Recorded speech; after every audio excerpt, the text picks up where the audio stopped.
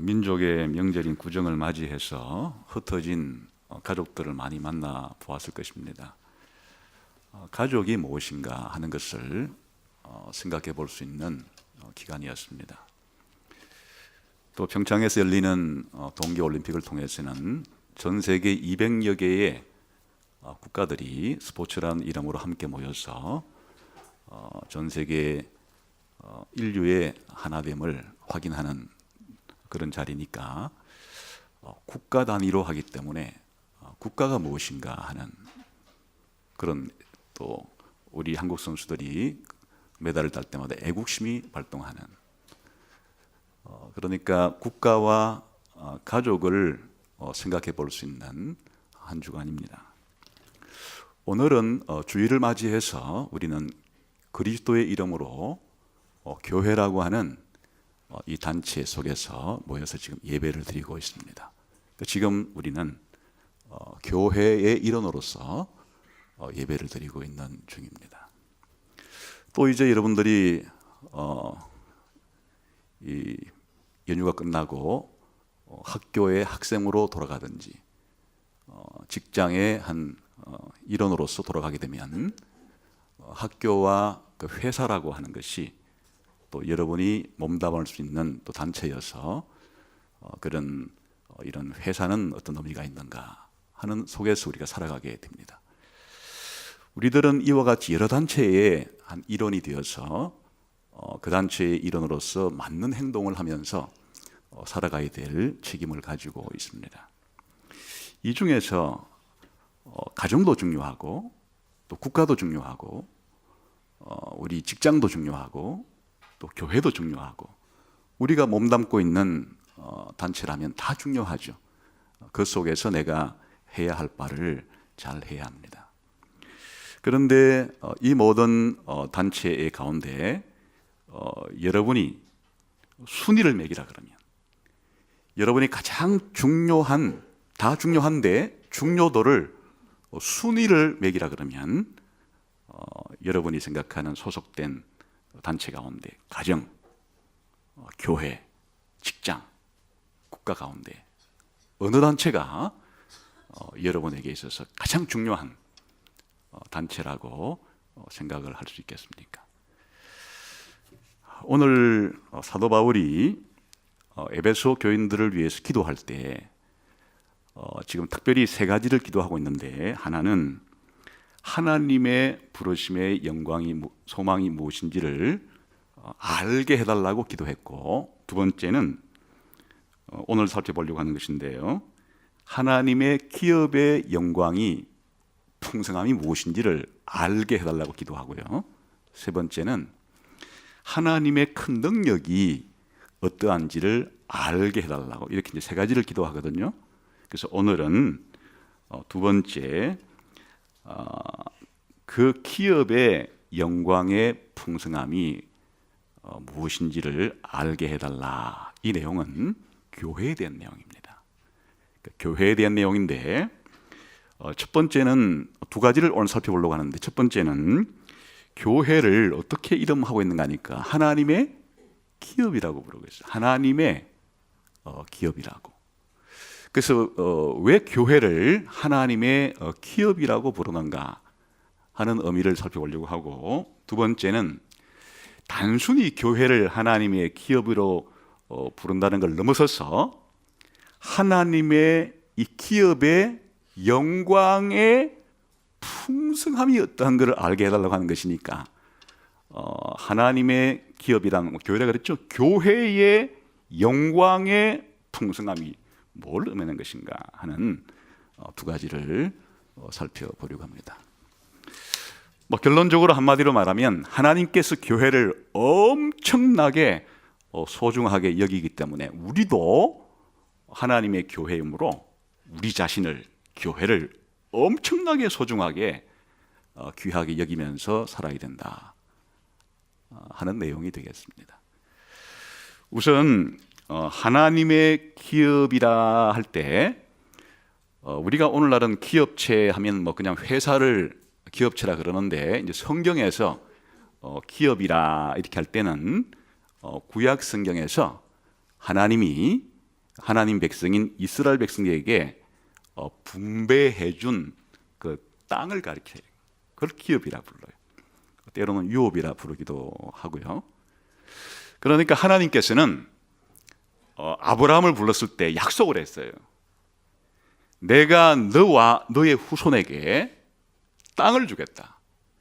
그게 하나님이 아브라함에게 약속한 기업이에요. 근데 하나님이 언제 이 약속을 지켰는가 하니까 시간이 좀 흘러서 아브라함의 후손들이 좀 많아졌을 때, 그들이 애굽에서 종노릇하고 있을 때 하나님이 모세를 불러가지고 그들을 애굽에서 해방시켜서 아브라함에게 약속한 기업인 가나안 땅을 그들에게 주셨어요.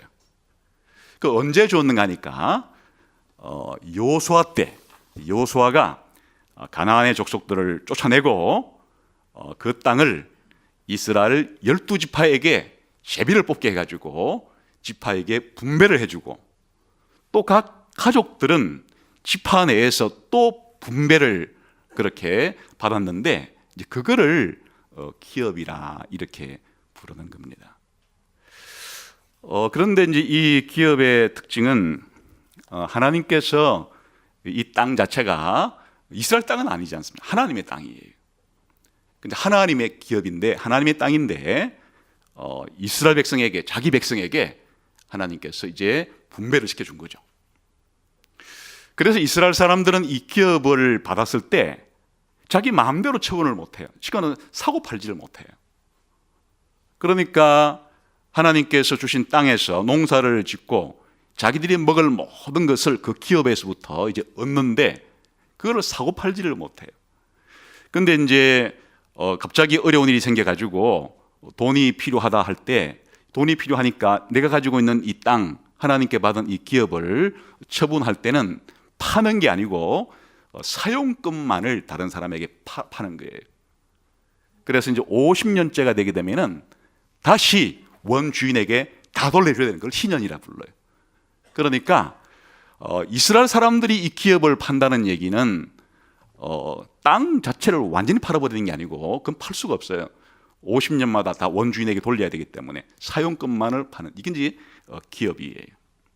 그러니까 하나님이 주신 선물이죠. 그들이 먹고 살 수 있는 모든 것들이 이 기업에서 나오는 것이에요.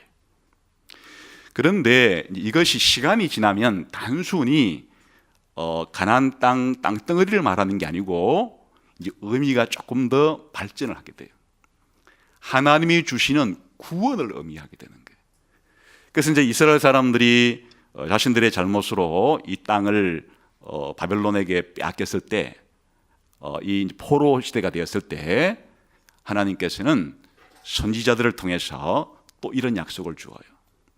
언젠가 내가 너희에게 다시금 땅을 줄 텐데, 그때는 너희들이 이렇게 그 땅에서 쫓겨나는 이런 일이 일어나지 않고 영구히 영원히 들어갈 땅을 너희들에게 주겠다.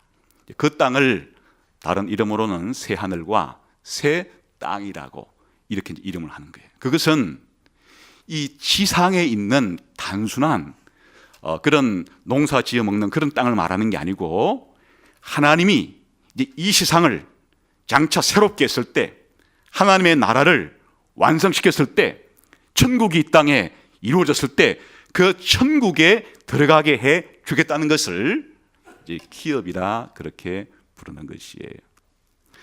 그래서 예수님께서 온유한 자는 땅을 기업으로 받을 것이다 이렇게 말했을 때, 그게 바로 그걸 가리키는 것이에요.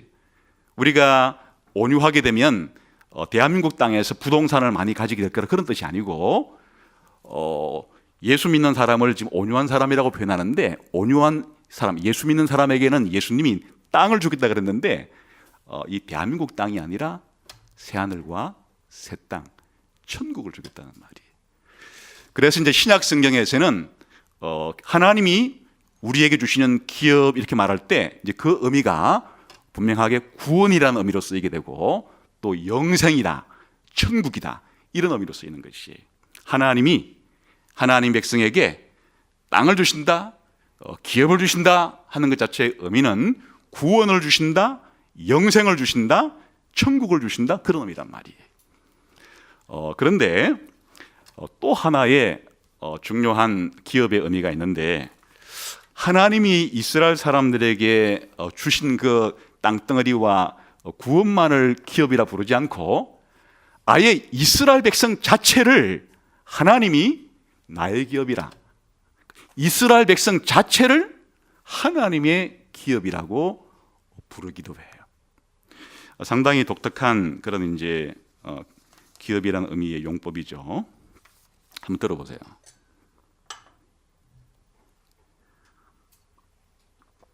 모세가 출애굽에서 하나님께 이제 기도하는 내용 가운데 이런 기도가 있어요.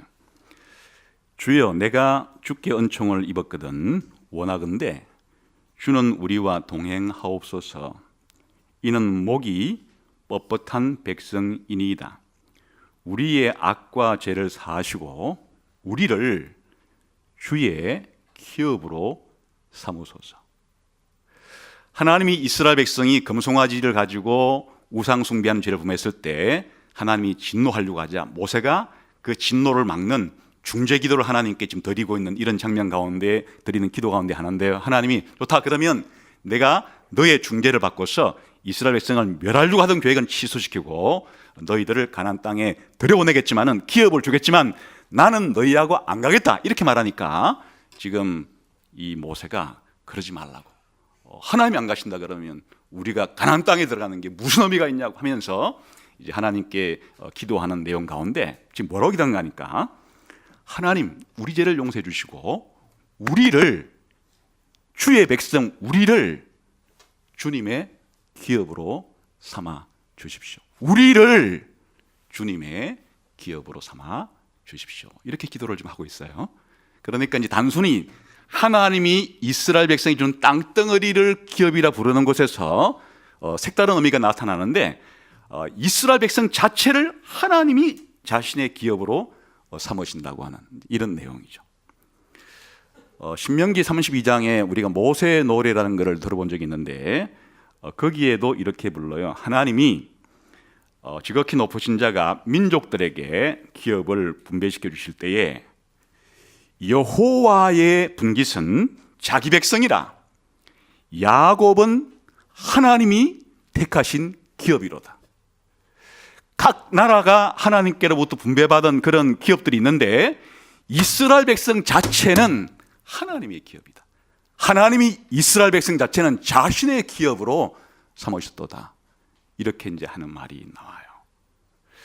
이것은 하나님이 이스라엘 백성에게 가나안 땅이라고 하는 선물을 주신다는 의미를 넘어서서 이스라엘 백성 자체를 하나님께서 가장 소중한, 귀중한 보배처럼 자신의 소유물로 그렇게 특별한 관계를 맺고 사랑해주고 보호해주고 하시겠다, 그런 의미로 이스라엘 백성을 자신의 기업으로 삼겠다, 이렇게 이제 말씀을 하신 거예요. 그래서 지금 바울이 하나님께 기도할 때, 하나님, 에베소 교인들이 하나님의 기업의 영광의 풍성함을 알게 해 주십시오, 이렇게 됐는데, 이때 이제 기업이라고 하는 말이 지금 두 가지 의미로 쓰이고 있죠. 하나님이 이스라엘 백성에게 주신 땅덩어리와 그리고 발전된 의미인 구원을 기업이라 부르기도 하고, 이스라엘 백성 자체를 기업이라 부르기도 하는데, 그럼 여기에서는 어떤 의미로 사용이 되었는가 하는 거예요. 여기에 에베소서에서 지금 이렇게 기도할 때 이미 앞에서 이 두 가지 내용을 다 사용한 적이 있습니다. 한번 11절을 봅시다.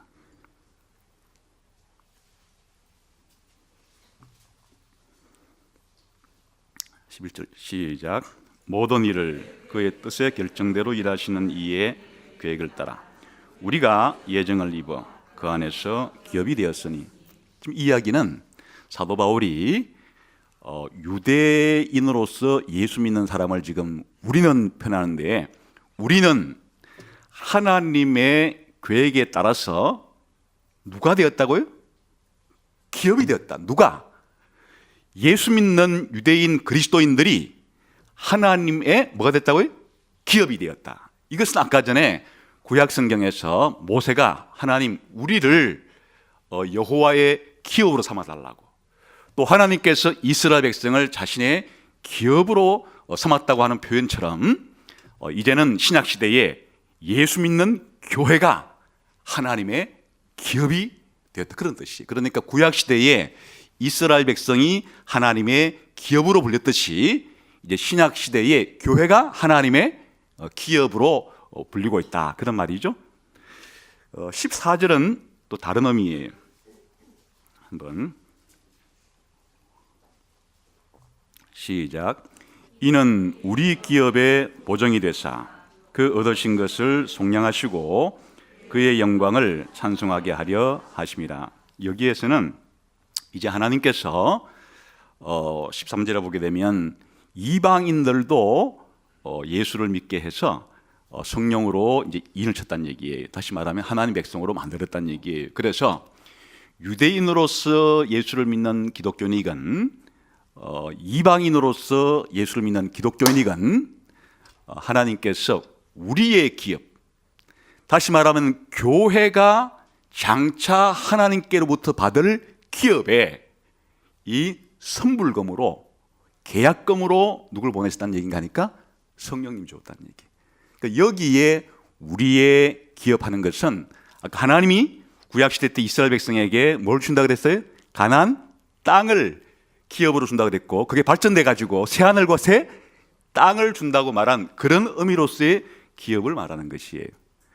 그러니까 이미 11절과 14절에 기업이라는 단어가 두 가지 용법으로 다 사용되고 있는 거예요.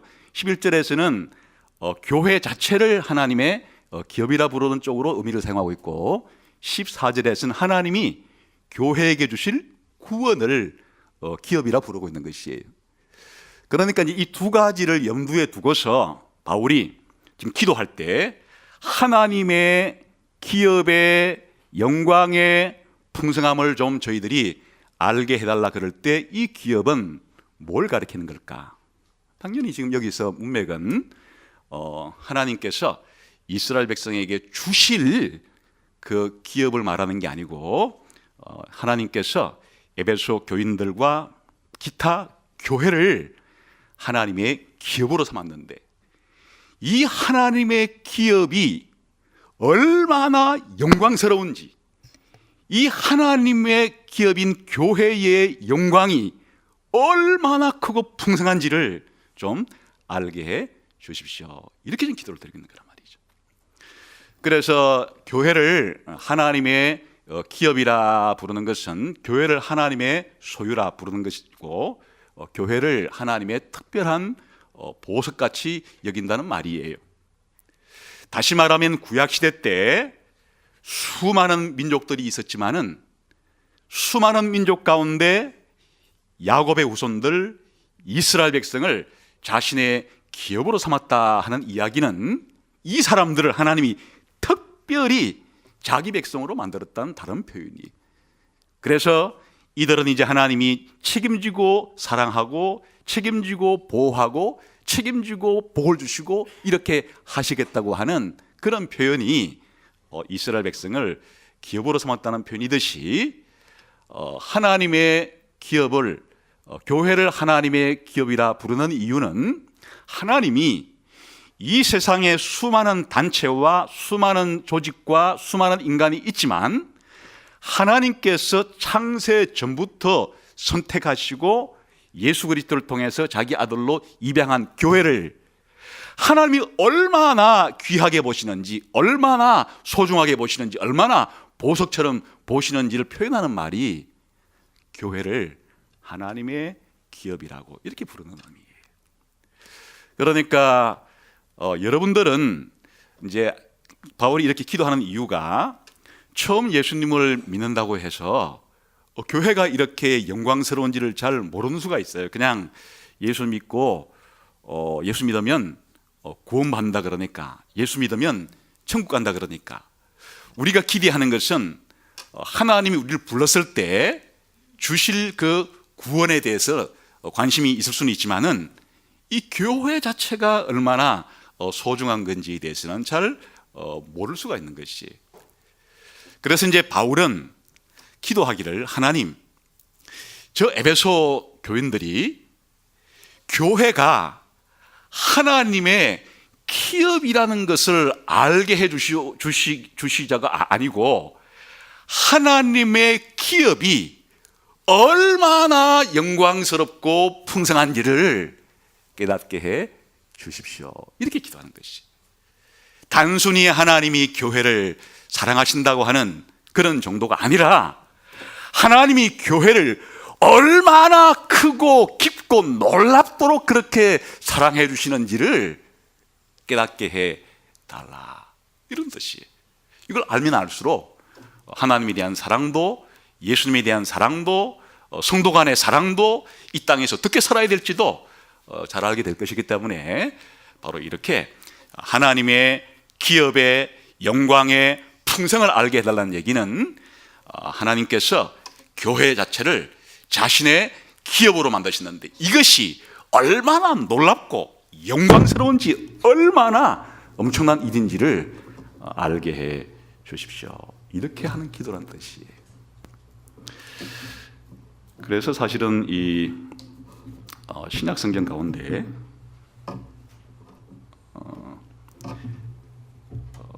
교회에 대한 가장 탁월한 교회의 영광이 얼마나 큰지를 가장 잘 보여주는 성경이 이 에베소이기도 해요.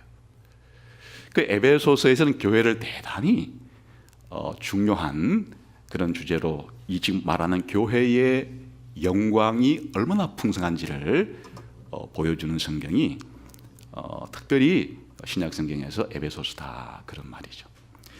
그래서 이 교회의 영광을 잘 드러내기 위해서 교회에 대한 이미지를 여러 가지로 설명을 해요. 한번 대표적으로 몇 개만 한번 우리가 읽어볼까요? 어떻게 교회를 지금 바울이 설명하는지 1장 23절 한번 봅시다.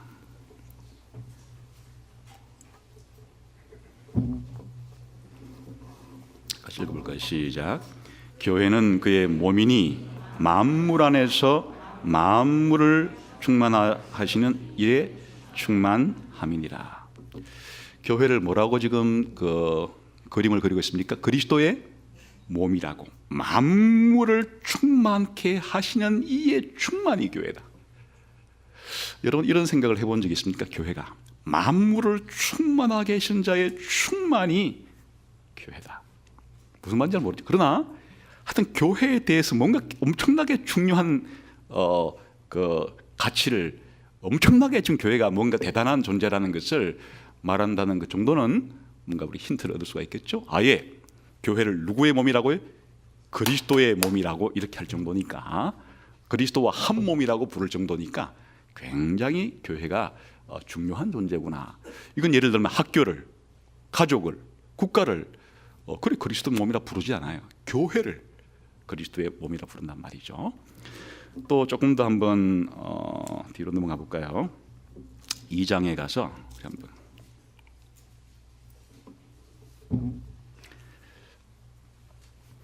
우리 한번 5절, 6절, 7절 볼까요? 시작. 허물로 죽은 우리를 그리스도와 함께 살리셨고 너희는 은혜로 구원을 받은 것이라. 또 함께 일으키사 그리스도 예수 안에서 함께 하늘에 앉히시니. 지금 교회라는 존재는 말이죠, 그리스도와 함께 살아나고 함께 부활해서 사실은 어디에 있는 것과 같다고요? 그리스도와 함께 하늘에 있는 것과 같다. 이렇게 지금 설명을 하는데, 이 교회를 이제 어떻게 비유를 드는가 하면 한번 10절을 봅시다. 시작. 우리는 그가 만드신 바라. 그러니까 교회는 하나님의 뭐라는 겁니까? 새 창조물이라는 거예요. 하나님이 창조하신 새로운 창조물이라, 그런 뜻이기도 하고요. 그 다음에 2장 15절 조금 더 뒤에 내려가 보겠습니다. 2장 15절 교회를 뭐라고 표현하는지. 시작. 법조문으로 된 계명의 율법을 폐하셨으니 이는 이둘로 자기 안에서 한 세 사람을 지어 화평하게 하시고. 여기 세 사람도 누구를 가리키는 표현인가 하니까 교회를 가리키는 거예요. 근데 둘이 하나가 된 세 사람이에요. 여기 둘은, 하나는 유대인이고 하나는 이방인이. 이방인 가운데 예수 믿는 사람과 유대인 가운데 예수 믿는 사람을 하나로 뭉쳐서 새 사람을 만들었다는 거예요. 그러니까 요즘 쓰는 말로 말하면 신인류예요. 신인류. 교회는 유대인도 아니고 한국인도 아니고 소련인도 아니고 중국인도 아니고 뭐 미국인도 아니고, 교회는 새 인류, 새 사람, 신인류예요.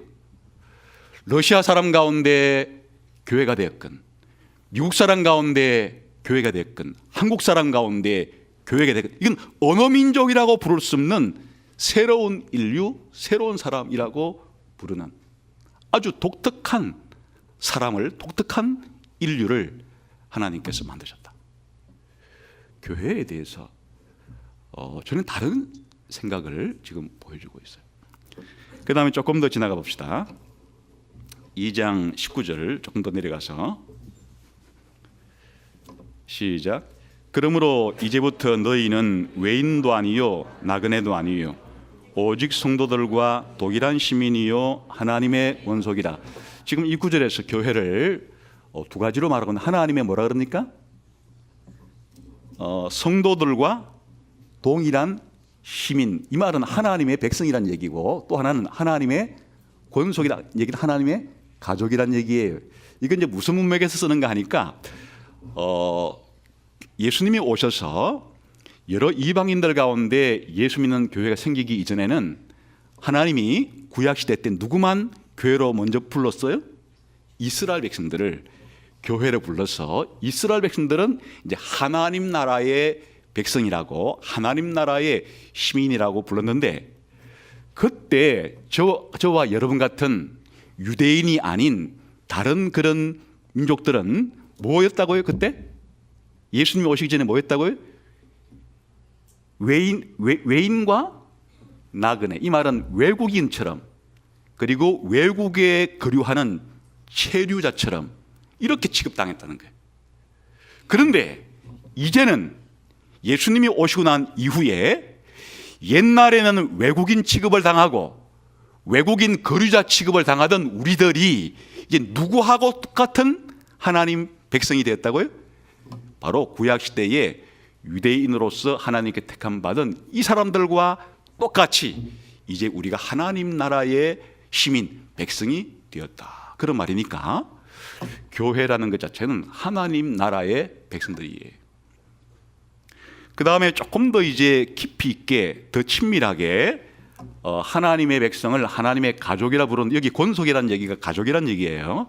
근데 요즘 우리들은 가족이라 그러면 그냥 핵가족 생각해가지고 부모, 뭐 아들, 딸, 뭐 이렇게 생각하는데, 이 당시에 가족은 전부 다 대가족이에요.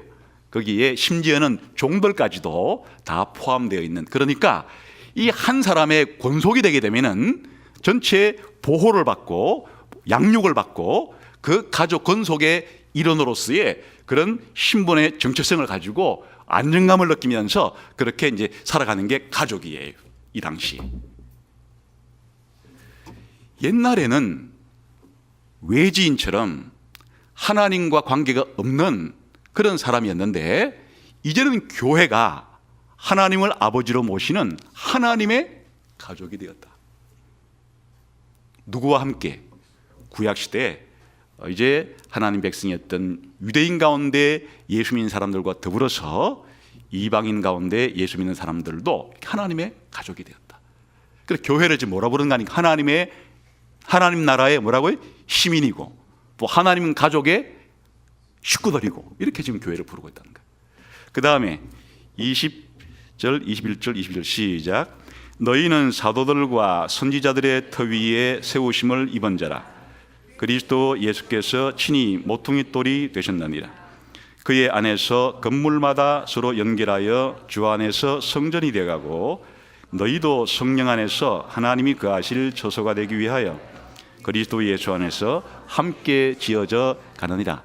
또 교회를 뭐라고 부르고 있어요? 성전이라고.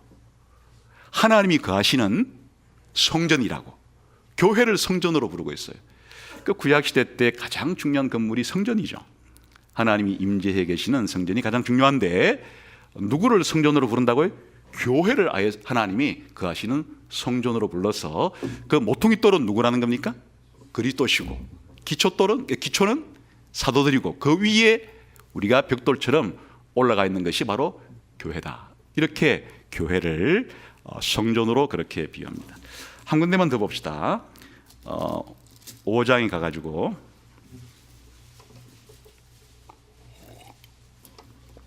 5장 25절 26절 한번 읽어볼까요? 27절까지 시작. 남편들아 아내 사랑하기를 그리스도께서 교회를 사랑하시고 그 교회를 위하여 자신을 주신 같이 하라. 이는 곧 물로 씻어 말씀으로 깨끗하게 하사 거룩하게 하시고 자기 앞에 영광스러운 교회로 세우사 티나 주름 잡힌 것이나 이런 것들이 없이 거룩하고 흠이 없게 하려 하십니다. 여기서는 지금 교회를 뭘로 지금 묘사하는 거 아니까 그리스도의 신부라고 묘사하는 것이에요. 교회를 그리스도의 신부다.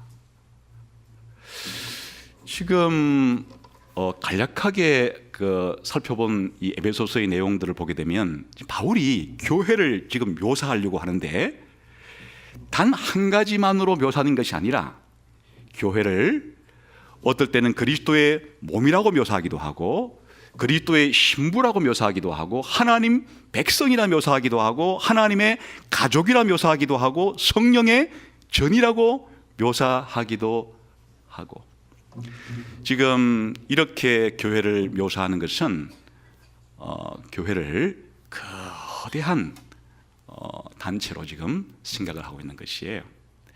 다시 말하면 우리들의 머릿속에 교회란 지금 우리가 예배드리고 있는 예수가족교회처럼 이렇게 이런 이제 함께 모여 예배드리는 이런 교회를 지역교회라고 불러요.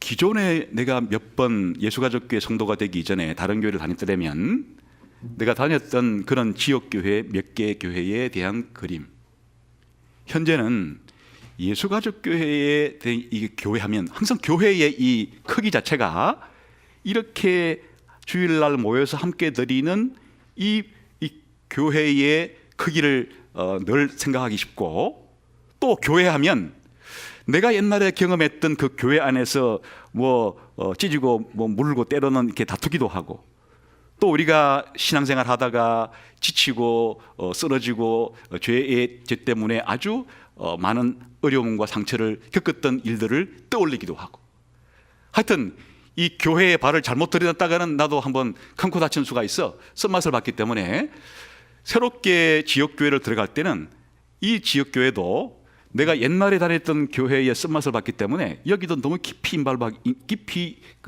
참여하게 되면 언젠가 또 다른 사람으로부터 상처를 받을 수도 있어. 이런 게 우리가 지금 내가 경험적으로 알고 있는 교회의 상당수인데 지금 사도 바울이 하나님께 하나님의 기업의 영광의 풍성함이 어떠한지를 알게 해달라고 할 때의 이 교회는 단순히 우리가 지금 매 주일마다 모여서 함께 교제하고 밥 먹고 성경 공부 같이 하고 기도하고 예배드리는 이런 차원을 벗어나서 이 교회라는 이 조직시 자체를 거대한 심지어는 구약시대에 예수님 오기 전에 예수를 믿은 사람이건 바울 시대 때 예수를 믿은 사람이건 앞으로 바울 뒤에 예수를 믿은 사람이건 전체 하나님의 선택을 받아서 전체 구원을 받아서 전체 천국에 들어가 있을 그 거대한 하나님께 구원받은 이 무리들을 지금 교회라는 이름으로 부르고 있는 것이에요. 그거를 그리스도의 몸이라 그리스도의 신부라 하나님 백성이라 하나님의 가족이라 그리고 성령이 거하시는 전이라 이렇게 다양한 이름으로 부르는 것은 하나님의 교회에 대한 엄청난 하나님의 계획을 우리들에게 보여주기 위해서 이런 다양한 지금 이미지들을 사용하고 있는 것이에요. 여기서 대표적으로 교회가 얼마나 중요한지를 우리가 시간이 없기 때문에 한 가지만 한번 살펴보겠는데요. 우리 한번 하나님의 궁극적인 계획이 뭔지는 에베소서 1장 9절 10절을 다시 한번 보겠습니다. 교회가 하나님의 계획 속에서 어떤 위치를 차지하는지 보겠습니다. 시작.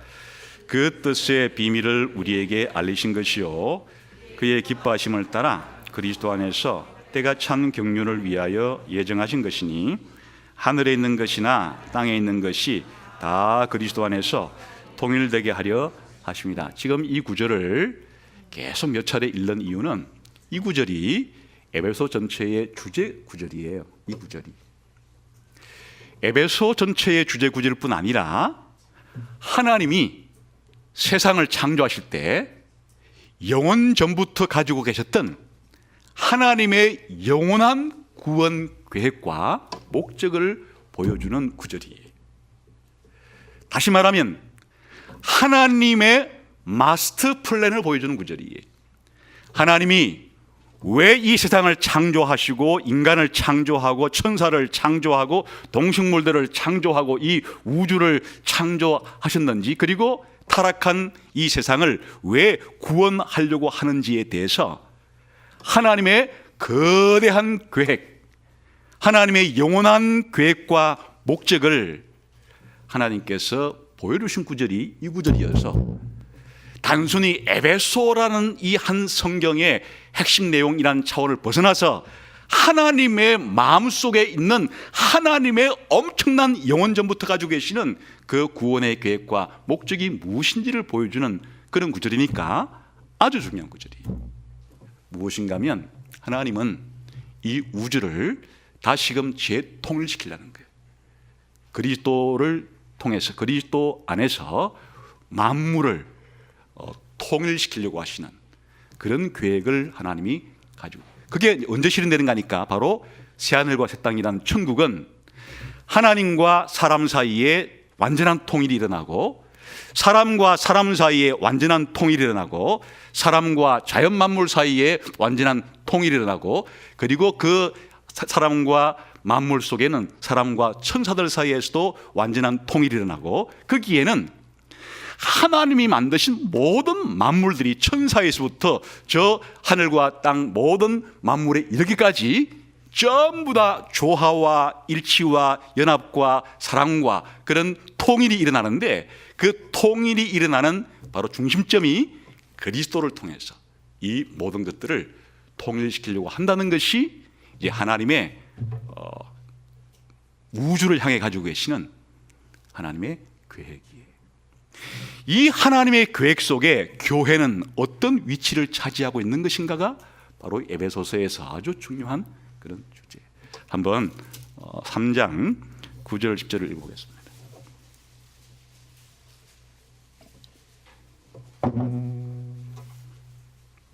에베소서 3장 9절 10절 읽어보세요. 시작. 영원부터 만물을 창조하신 하나님 속에 감추어졌던 비밀의 경륜이 어떠한 것을 드러내게 하려 하심이라. 이는 이제 교회로 말미암아 하늘에 있는 통치자들과 권세들에게 하나님의 각종 지혜를 알게 하려 하심이니. 지금 이 교회가 중요한 것은 아까 1장 10절에서 하나님이 가지고 계셨던 그리스도 안에서 만물을 통일시키려고 하는 이 계획에 교회가 중심적인 자리를 차지하고 있기 때문에 하나님은 이 교회를 하나님의 우주 통일의 가장 중요한 본보기로 삼았어요. 그래서 이제 이 앞에 있는 내용이 뭔가 하니까, 이 통일을 먼저 하나님이 어디서부터 이루어내셨는가 하면 유대인과 이방인들이 서로 적대감을 가지고 있는 상태에서 먼저 하나님이 유대인과 이방인의 통일을 이루었어요. 누굴 통해서? 그리스도를 통해서. 그리스도 안에서. 이게 2장의 주제, 2장 11절부터의 이 주제가 무엇인가 하니까, 하나님이 이 그리스도 안에서 만물을 통일하려는 계획을 가졌는데, 이 하나님의 계획이 가장 먼저, 가장 구체적으로, 가장 뚜렷하게 드러난 것이 바로 교회라 그거예요.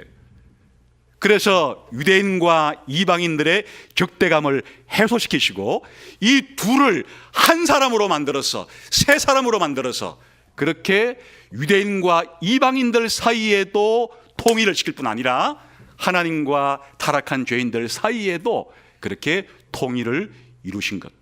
이게 교회가 가지는 엄청난 중요성. 하나님이 만물을 통일시키려고 하셨는데 본보기 샘플을 하나님이 먼저 우리 가운데 보여주었는데, 이 교회가 그리스도 안에서 통일된 이것이 바로 하나님이 만물을 통일시키려고 하시는 것의 첫 번째 중요한 일이다, 그 뜻이에요.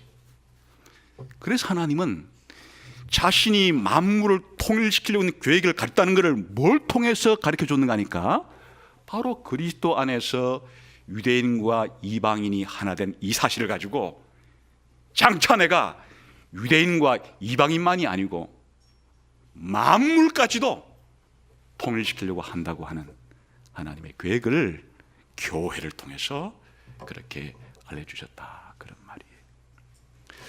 그러니까 여러분, 하나님의 계획이 단계적으로 이루어지는데, 하나님이 세워진 계획이 지금 현재도 상당 부분 지금 진척이 됐어요.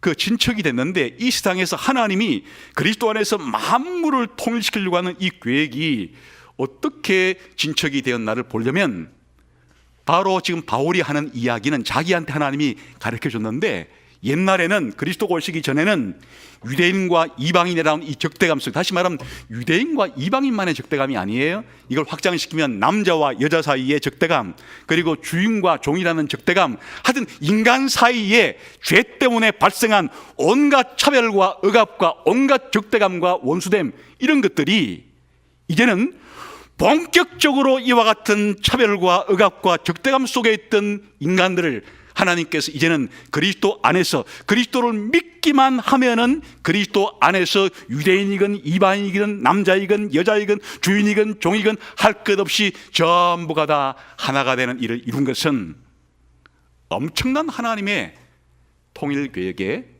진척이라고 그거예요. 이것이 하나님의 구원 계획의 엄청난 발전을 교회를 통해서 보여준 것이고, 또 하나님은 나머지 이 우주를 통일하시는데도 교회를 사용하셔서 그렇게 하신다고 하는 것을 보여주는 것이에요. 지금 세상은 죄 때문에 찢어지고 나누어지고 다투고 있죠.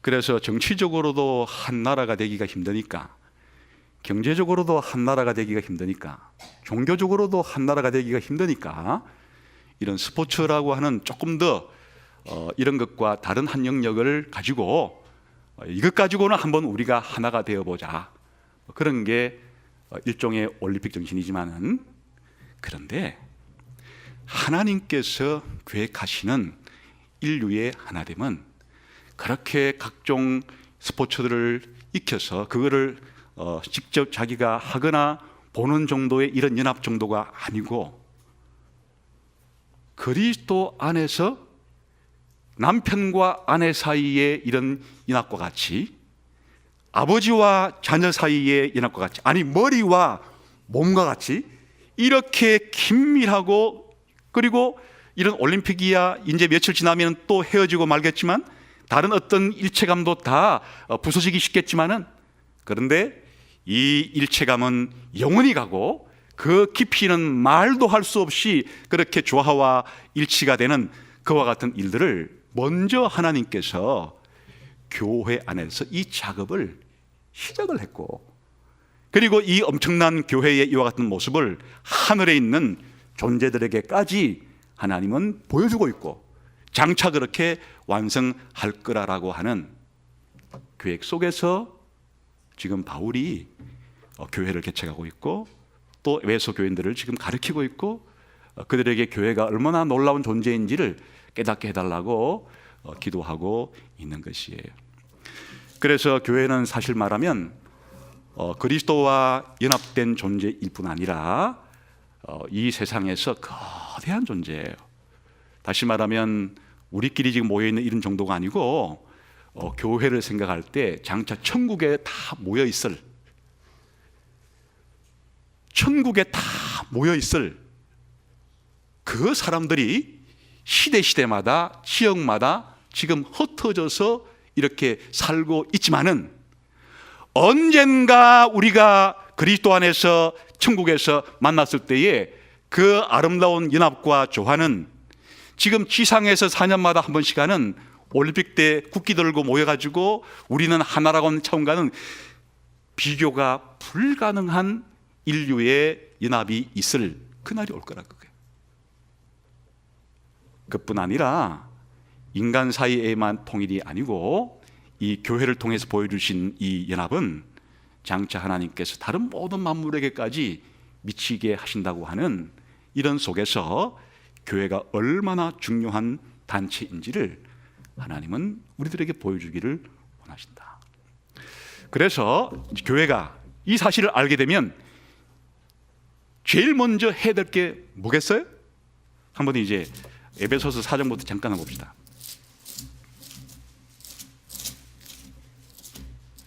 에베소서 4장.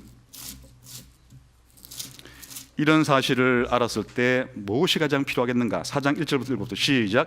그러므로 주 안에서 갇힌 내가 너희를 권하노니 너희가 부르심을 받은 일에 합당하게 행하여 모든 겸손과 온유로 하고 오래 참음으로 사랑 가운데서 서로 용납하고 평안에 매는 줄로 성령이 하나 되게 하신 것을 힘써 지키라. 하나님이 그리스도 안에서 이 거대한 교회를 하나로 만들었기 때문에 교회가 이제 이렇게 지역교회를 형성하건 지역교회와 지역교회 사이든지 간에 교회가 이 땅에서 힘을 써야 될 가운데 제1번이 뭔가 하니까 하나님이 교회를, 거대한 교회를 그리스도 안에서 하나로 만들었기 때문에 우리가 힘써 뭘 지키는 게 중요하다고요? 하나이기 때문에 하나됨을 힘써 지키는 것이 중요하다. 왜냐하면 우리가 죄 때문에 겸손하지 못하면, 온유하지 못하면, 오래 참지 못하면 하나님이 그리스도 안에서 하나로 만들어 놓은 이 교회가 우리가 경험적으로는 우리의 삶 속에서는 어떻게 할 수 있어요? 교만하고 거만하고 성급하고 서로가 서로를 대할 때 하나님이 우주를 그리스도 안에서 하나로 만들려고 하는 1차적인 작업을 교회 안에서 이루어 놓았는데 이 교회 안에서부터 분열의 모습을 보이고 찢어진 모습을 보이고 서로 다투는 모습을 보인다 그러면 하나님의 이 거대한 교회에게 역행한 행동이 되는 거잖아요. 그래, 교회가 교회인 신자로서 해야 될 가장 중요한 사명은 성도와 성도 사이에, 교회와 지역교회 사이에서의 이 하나님께서 묶어준 하나됨을 힘써 지키는 것 자체가 우리가 해야 될 교회의 일 가운데서도 가장 먼저다. 왜 이런 원리가 나오는지 아시겠죠? 하나님의 이 목표 자체가 그리스도 안에서 만물을 통일시키는 것인데 그 먼저 교회를 그리스도께서 안에서 통일시켜 놓은 이 교회를 찢으면 안 된다. 그 다음에 이런 교회니까 이제 가정에서 살 때, 직장에서 살 때 세상 사람들과는 구별되게 살아야 한다는 것이 거룩하게 산다는 얘기예요. 여러분, 오늘 주일은 특별히 이런 명절 주간 안에 있게 되었는데 우리가 이 땅에 있는 동안에는, 이 세상에 사는 동안에는 내가 소속된 기관은 나에게 다 중요한 곳이에요. 내가 가정의 일원이면 가정을 소중하게 여겨야 하고, 내가 학교를 다니거나 직장을 다니면 내가 다니는 학교와 직장도 소중히 여겨야 하고, 내가 몸담고 있는 이 나라도 소중히 여겨야 하고, 여기에서 내가 관계된 이곳에 무엇인가 유익을 끼치는 삶을 살아야 되지만, 이 모든 단체들은 내가 죽었을 때 나와 관계가 다 끊어질 단체들이에요. 예수님이 재림했을 때 모두 사라질 단체예요. 그러나 하나님께서 그리스도 안에서 저와 여러분처럼 하나의 교회로 묶어준 이 교회는 내가 죽고 난 이후에도 하늘에 있는 교회에 연결될 뿐 아니라 예수님 재림할 때 과거와 현재와 미래의 모든 교회들이 영원 무궁토록 그리스도 안에서 하나 되는 일에 사라지지 아니할 단체가 바로 내가 몸담고 있는 교회. 오늘 이 교회는 그 하늘 교회의 영원한 교회를 눈에 보이게끔 이렇게 가시적으로 드러낸 곳이에요. 다시 말하면 우리가 매주일마다 함께 모였을 때 앞뒤 좌우로 함께 예배드리는 우리들이 얼마나 소중하고 중요하고 귀중하고 영광스러운 존재인지 진짜 알아야 서로를 대할 때, 서로를 함께 말을 하고 서로 함께 교제하고 서로 함께 주고받으며 살아갈 때 우리가 신자들을 나 자신을 귀중히 여길 뿐 아니라 다른 신자들을 귀중히 여길 수가 있어요. 이게 하나님의 기업인 교회가 얼마나 하나님의 계획 속에서 영광스럽고 풍성한 존재인지를 알게 해달라고 하는 바울의 기도였습니다. 우리들도 하나님의 계획 속에서 교회가 얼마나 중요한 존재인지를 깨닫고 우리가 스스로 교회로서의 그런 자부심과 영광과 서로가 서로를 대할 때도 그렇게 주님이 묶어주신 이 하나됨과 그리고 세상 속에서의 거룩한 삶을 잘 살아가게 되기를 다시 한번 소망할 수 있는 여러분 되시기를 주님의 이름으로 축원합니다. 기도하겠습니다. 하나님 아버지, 우리가 받은 구원이 단순히 죽어 천국 가는 정도가 아니라 우리 자신을 하나님께서 우주의 중심으로 삼으시고 하나님 나라의 중심으로 우리를 삼으셔서 영광스러운 우주 만물 통일의 전초기지로 중심기지로 삼으신 사실을 감사하면서 또 이 땅에 있는 동안에도 이 하나됨을 잘 지킬 수 있도록 우리 은혜를 주옵소서. 함께 동성으로 기도하겠습니다.